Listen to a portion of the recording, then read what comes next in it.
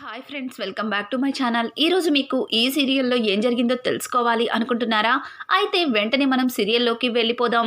ఇక అనామిక అయితే ఒక యాడ్ డైరెక్టర్ని పిలిపించి కళ్యాణ్ బయోని తీయమని అతనికి చెప్పడంతో అతను, మేడం చూడండి మేడం, హీరోకి తెలియకుండా సినిమా ఎంత బాగా వస్తుందో అని చెప్పి అతనైతే కళ్యాణ్ డీటెయిల్స్ అలాగే కళ్యాణ్ ఫోటో తీసుకుని అక్కడి నుంచి వెళ్ళిపోతాడు. ఇక పక్కన ఉన్న సామంత్ అయితే, అనామిక నీకేమన్నా పిచ్చి పట్టిందా? ఇప్పటికే నీ వల్ల నాకు 30 కోట్లు loss.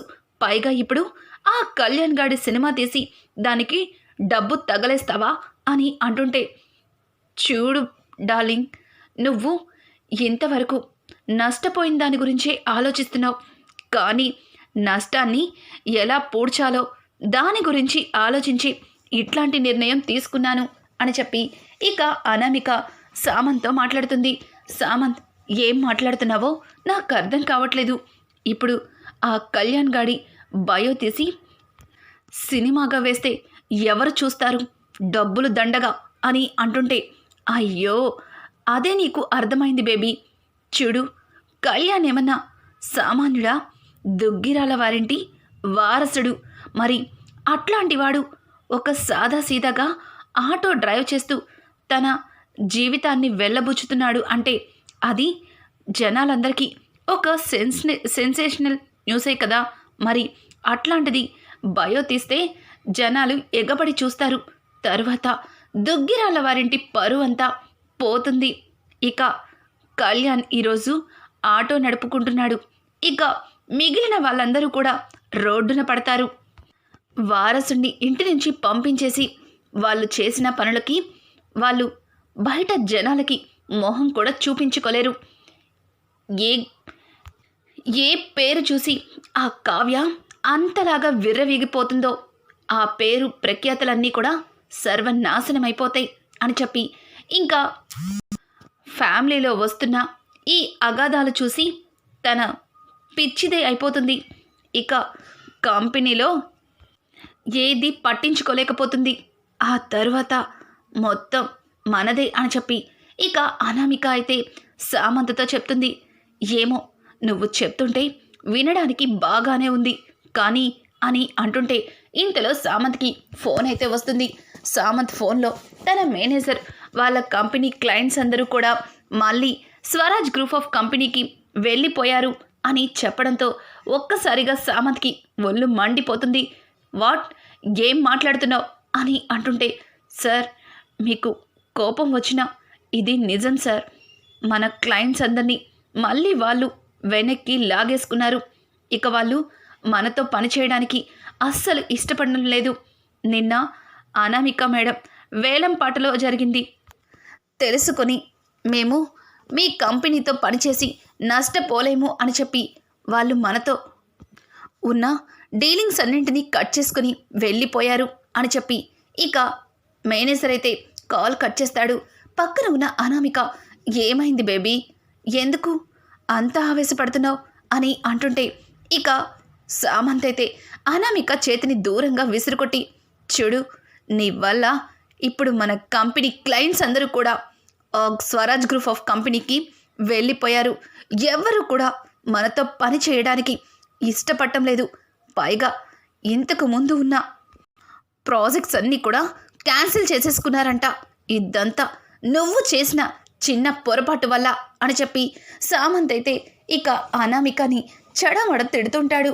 Anamika, baby cool baby, ఇప్పుడు ఎలా అయితే ఆ కంపెనీని వెతుక్కొని వెళ్ళినా ఆ క్లయింట్స్ అందరూ మళ్ళీ ఆ కంపెనీ వద్దనుకొని మన దగ్గరికే పరిగెత్తుకు వస్తారు. ఇప్పుడు జరగబోయేది అదే, నువ్వేం కంగారు పడకు అని చెప్పి సామంత్ని కూల్ చేస్తుంది. ఇక్కడ చూస్తే ఆఫీస్ నుంచి ఇంటికి వచ్చిన రాజ్తో, రాజ్ ఏంటి వెనక్కి వెళ్ళిపోయిన క్లయింట్స్ అందరూ మళ్ళీ మనతో పనిచేయడానికి కాళ్ళ హెళ్ళ పట్టుకొని బ్రతిమలాడారంట. అసలు ఇదంతా కావ్య వల్లే అని చెప్పి ఇంకా ప్రకాశం అయితే కావ్యని పొగిడేస్తూ రాజ్తో మాట్లాడుతుంటే, బాబాయ్ నిన్న అక్కడ జరిగిన వేలంపాట వల్ల అందరూ ఆ అనామిక కంపెనీకి గుడ్ బై చెప్పి మనతో పనిచేయడానికి వచ్చారు. అది నిజమే, కానీ ఇదంతా ఆ కళావతి వల్ల కాదు. అది ఎంతైనా ఆ క్యాన్సర్ కనకం కూతురు కదా, వాళ్ళు ఏదైనా సరే సాధించేస్తారులే అని చెప్పి రాజ్ ఏం మాట్లాడాలో తెలియక, ఏం చెప్పాలో అర్థం కాక చాలా విసుగ్గా చిరాగ్గా విసుక్కుంటూ ఉంటాడు. ఇక అపర్ణ అయితే, చూడు రాజ్, నీకు చెప్పడానికి చాలా కష్టంగా ఉన్నట్టుంది, కానీ నేను అంతా తెలుసుకున్నాను. ఎంతైనా నా కోడలు తెలివైనది. తను ఏదైనా అనుకుంటే సాధించి తీరుతుంది. నష్టాల్లో ఉన్న కంపెనీని ఇట్టే ఇట్టే మళ్ళీ లాభాల్లోకి తీసుకొచ్చింది. జస్ట్ తను వెళ్ళి కనీసం వారం కూడా కాలేదు, మన కంపెనీ మళ్ళీ ఎప్పటిలాగే లాభాల్లో నడుస్తుంది. వెనక్కి వెళ్ళిన క్లయింట్స్ అందరూ తిరిగి వచ్చేశారు. ఇక ఇంత సంతోషకరమైన మాటల్ని ఎందుకురా అంత బాధగా చెప్తున్నావు అని చెప్పి ఇక రాజ్ని అడుగుతూ ఉంటారు.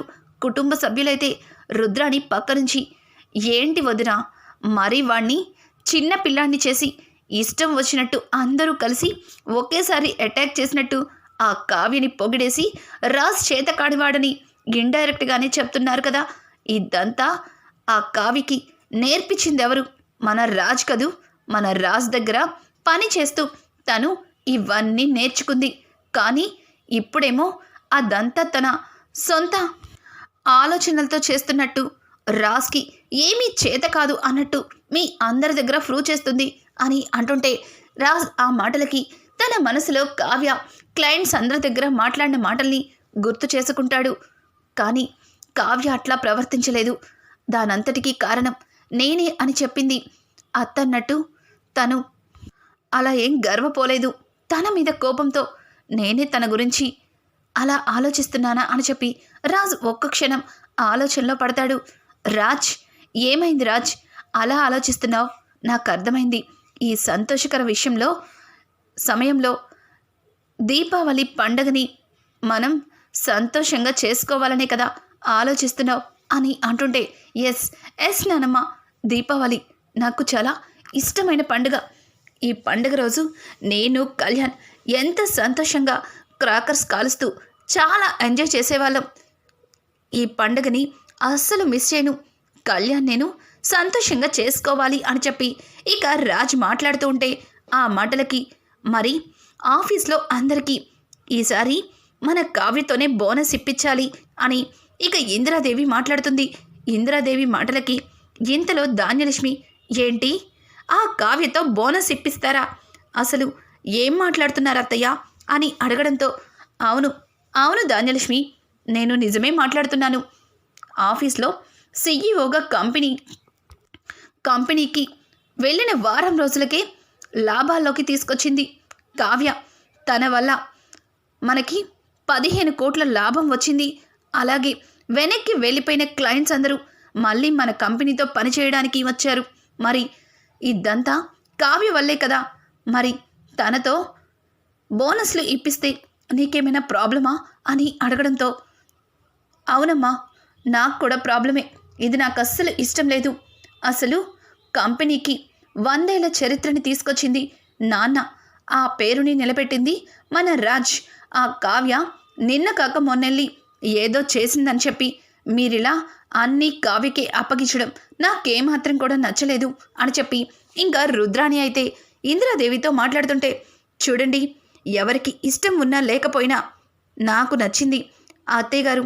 మీరన్నట్టుగానే కావ్యతోనే ఈసారి కంపెనీలో అందరికీ బోనస్ ఇప్పించాలి అని అంటుంటే, ధాన్యలక్ష్మి మాత్రం నాకు ఇష్టం లేదు, నాకేమీ నచ్చలేదు, మాట్లాడితే ప్రతిదానికి కావ్యని తీసుకొచ్చి అందలం మీద కూర్చోబెడుతున్నారు. ఇంటి నుంచి వెళ్ళిపోయిన నా కొడుకు గురించి మాత్రం ఎవ్వరూ పట్టించుకోరు. ప్రతిసారి కావ్యని ఎలా ఈ ఇంటికి తీసుకురావాలి, కావ్యని రాజ్ని మళ్ళీ ఎలా కలపాలి, ఇదే మీరు ప్రతిసారి ఆలోచిస్తున్నారు అని అంటుంటే, ఇక ఒక్కసారిగా అపర్ణ, ధాన్యలక్ష్మి, అంటే నీకు కావ్య రాజులు కలిసి ఉండడం ఇష్టం లేదా? మరి నువ్వు మాట్లాడేదానికి అలాగే అర్థమవుతుంది అని అంటుంటే, చూడక్క, కావ్యరాజులు విడిపోవాలని నేనెప్పుడూ అనుకోలేదు. అలా అని తను మనందరి మీద పెత్తనం చెలాయించడానికి సిద్ధంగా ఉంటే దానికి కూడా నేను ఒప్పుకోను. కానీ మీరెవ్వరూ కూడా వెళ్ళిపోయిన నా కొడుకు గురించి అస్సలు ఆలోచించట్లేదు. వాడక్కడ ఎన్ని కష్టాలు పడుతున్నాడో ఎవరూ తెలుసుకోలేకపోతున్నారు అని అంటుంటే, అదంతా నీ వల్లే కదా. నువ్వు వాణ్ణి నువ్వు అర్థం చేసుకుంటే వాడికెందుకే ఈ కష్టాలు? వాడు ఇష్టపడింది వాడికి దక్కనివ్వకుండా ప్రతిసారి వాడు చేసే ప్రతి పనిలో అడ్డం పడి వాడి జీవితాన్ని నాశనం చేశావు. ఇప్పుడు వాడి సంతోషాన్ని వెతుక్కొని వాడు వెళ్ళిపోయాడు. నువ్వేమీ వాడి గురించి బాధపడనక్కర్లేదులే అని చెప్పి ప్రకాశం అయితే ఇక ధాన్యలక్ష్మికి గడ్డి పెడతాడు. ధాన్యలక్ష్మి ఒక్క మాట కూడా మాట్లాడకుండా మౌనంగా ఉంటుంది. ఇక రాజైతే, నానమ్మ, ఈ బోనస్లు ఇవన్నీ నాకు తెలీదు, మీరే చూసుకోండి అని చెప్పి రాజు అక్కడి నుంచి వెళ్ళిపోతాడు. ఇక ఇందిరాదేవి, సీతారామయ్య అందరూ కలిసి కావ్యని ఇంటికి దీపావళికి పిలవాలి అని నిర్ణయించుకుంటారు. అలాగే ధాన్యలక్ష్మి అయితే, మీరే సంతోషంగా ఉండండి, నా కొడుకు గురించి ఎవరు ఆలోచించకండి అని చెప్పి ఇక అక్కడి నుంచి వెళ్ళిపోతుంది. ఇక్కడ చూస్తే కనకం అలాగే కృష్ణమూర్తి కావ్య రావడంతోనే, కావ్య, నేను విన్నది నిజమేనా? ఈరోజు నాకు చాలా సంతోషంగా ఉంది. మళ్ళీ మీ కంపెనీని లాభాల్లోనికి తీసుకొచ్చావని మీ అత్తయ్య గారు చెప్తే నాకు చాలా సంతోషంగా అనిపించిందే. నాకు అల్లుడు గారు నువ్వు త్వరలోనే కలిసిపోతారని అనిపిస్తుందే అని అంటుంటే, ఆ మాటలకి కావ్య, అమ్మా, కేవలం కంపెనీకి లాభాలు మాత్రమే వచ్చాయి, మీ అల్లుడి గారిలో మార్పు రాలేదు. ఆ మార్పు మళ్ళీ ఎప్పటికొస్తుందో కూడా నాకు నమ్మకం లేదు. నా మీద ప్రేమ లేనట్టు నటించడం ఆయనకొక్కరికే సాధ్యం అని చెప్పి కావ్య అంటుంటే, ఆ ప్రేమని బయటికి తీసుకురావాలి, తిరిగి మళ్ళీ వాడు నీ చుట్టూ తిరగాలి. అలా చెయ్యాలి అంటే నువ్వు ఈ దీపావళి పండగని మా ఇంట్లో జరుపుకోవాలి అని అంటుంటే, అమ్మమ్మ గారు, మీరా ఎప్పుడొచ్చారు? నేనేంటి మీ ఇంట్లో దీపావళి పండగేంటి అని అంటుంటే, ఇక ఇందిరాదేవి అయితే కావ్య నెత్తి మీద మీ ఇల్లేంటి అని చెప్పి ఒక మొట్టికాయ వేస్తుంది. ఇంకా కావ్య, అమ్మమ్మ గారు అని అంటుంటే, అవును, అమ్మమ్మని కాబట్టి ఒక్క మొట్టికాయ వేసి వదిలేశాను. ఈ మాట కనుక మీ అత్తయ్య వింటే నీకు మామూలుగా ఉండేది కాదు అని అంటుంటే, మరేం చేయమంటారు అమ్మమ్మ గారు? ఎన్ని చేసినా మీ మనవడిలో మార్పు మాత్రం రావట్లేదు. ఆయనలో మార్పు వచ్చేసరికి నేను ముసల్దాన్ని అయిపోతానో ఏమో అని చెప్పి కావ్య చెప్పడంతో, బాగుంది, నీ మాటలు చాలా బాగున్నాయి. నువ్వు ఏదైనా ప్రయత్నిస్తేనే కదా వాడిలో మార్పు మొదలయ్యేది అని అంటుంటే, ఇక ఇందిరాదేవి, చూడు కావ్య, ఉగాది రోజు నువ్వు, రాజ్, అలాగే మనందరం కలిసి ఉగాది పండగని జరుపుకోవాలి. కనీసం ఈ పండగతో అయినా రాజ్ మనసులో నీ మీద ప్రేమ పుడుతుందేమో అని అంటుంటే, ఆ మాటలకి కావ్య, అమ్మమ్మ గారు, అక్కడ దీపావళి పండుగ రోజు బయట పేలవలసిన క్రాకర్స్ అన్నీ మీ మనవడి కళ్ళల్లోనే పేల్తాయి. నన్ను చూస్తే వద్దులే అమ్మమ్మగారు, పండగ రోజు కూడా ఎందుకు మిమ్మల్ని బాధ పెట్టడం అని అంటుంటే, అంత లేదులే, ఆ బడుగ్గా ఏమన్నా మాట్లాడితే అప్పుడే వాడి నోరు మూయిస్తాం. చూడు, నువ్వు ఇక ఇవన్నీ పక్కన పెట్టు. కనకం, నువ్వు, కృష్ణమూర్తి, అలాగే కావ్య, మీ ముగ్గురు దీపావళి రోజు మా ఇంట్లో అందరం అంగరంగ వైభవంగా చేసుకోవాలి, సరేనా అని చెప్పి ఇక ఇందిరాదేవి కావ్యకి చెప్పి అక్కడి నుంచి వెళ్తుంది. అలాగే కళ్యాణ్ అయితే, అప్పు, నాకు ఆకలిగా ఉంది, త్వరగా అన్నం పెట్టు అని అంటుంటే, వస్తున్నాను కూచి, నీకోసమే కదా వంట చేస్తున్నాను, ఇదిగో 5 నిమిషాలు కర్రీ రెడీ అయిపోతుంది, ఒక్క నిమిషం ఆగు అని చెప్పి ఇక అప్పు కళ్యాణ్తో మాట్లాడుతుంటే, పొట్టి వాసనలు గుమగుమలాడిపోతున్నాయి, నాకు బాగా ఆకలేసేస్తుంది, పర్వాలేదు అలానే తినేస్తాను, తీసుకొచ్చి అని చెప్పి ఇక కళ్యాణ్ అయితే అప్పుని అడుగుతూ ఉంటే, ఏంటి మనిషిలా కాకుండా జంతువులా ఆలోచిస్తున్నావు, పచ్చి కాయగూరలే తినేస్తానంటున్నావు, ఆగు కవి అని చెప్పి ఇక కళ్యాణ్ అప్పులిద్దరూ సరదాగా మాట్లాడుకుంటూ ఉంటారు. వాళ్ళిద్దరిని చూసిన ఇందిరాదేవి నవ్వుతూ, కళ్యాణ్, అని పిలవడంతో ఒక్కసారిగా కళ్యాణ్ అప్పు ఇద్దరు కూడా పెద్దావిడిని చూసి నానమ్మ నువ్వెప్పుడొచ్చావు అని అంటుంటే నువ్వు ఆ అప్పుని వండకపోయినా పర్వాలేదు అలానే తెచ్చే తినేస్తాను అంటున్నావు కదా అప్పుడొచ్చాను ఏంటి నిజంగానే వాసనలు గుమగుమలాడిపోతున్నాయి ఇంతకీ ఏం కూర వండుతున్నావు అని చెప్పి ఇందిరాదేవి అయితే పొయ్యి దగ్గరికి వచ్చి అప్పు వండుతున్న వంటని చూస్తుంది. అప్పు నవ్వుతూ అదేం లేదులే అమ్మమ్మగారు మీ మనవడు అలానే మాట్లాడతాడు అని చెప్పి అప్పు అంటుంటే లేదు నిజంగానే నువ్వు కూడా కావ్యలానే వంట చేస్తున్నట్టున్నావు అచ్చం కావ్య వండుతున్నట్టే అనిపించింది అని చెప్పి ఇందిరాదేవి మాట్లాడుతుంది. ఇక కళ్యాణ్ అయితే అమ్మమ్మ ఇలా వచ్చారు అని అంటుంటే అవునరా రేపు దీపావళి పండక్కి మీ ఇద్దరూ రావాలి రాను కాదు కూడదు ఇట్లాంటి వంకలు ఏమన్నా చెప్తే కాళ్ళు ఇరక్కొడతా అని చెప్పి ఇక ఇందిరాదేవి అయితే కళ్యాణ్తో అంటుంది. కళ్యాణ్ నవ్వుతూ సరే అమ్మమ్మ సరే నానమ్మ అని చెప్పి ఇద్దరు ఇక పెద్దావిడికి చెప్తారు. ఇక ఇందిరాదేవి అయితే అక్కడి నుంచి వెళ్ళిపోతుంది.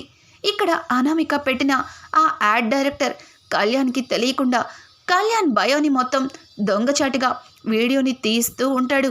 ఇక అనుకున్నట్టుగానే దీపావళి పండగ రానే వస్తుంది.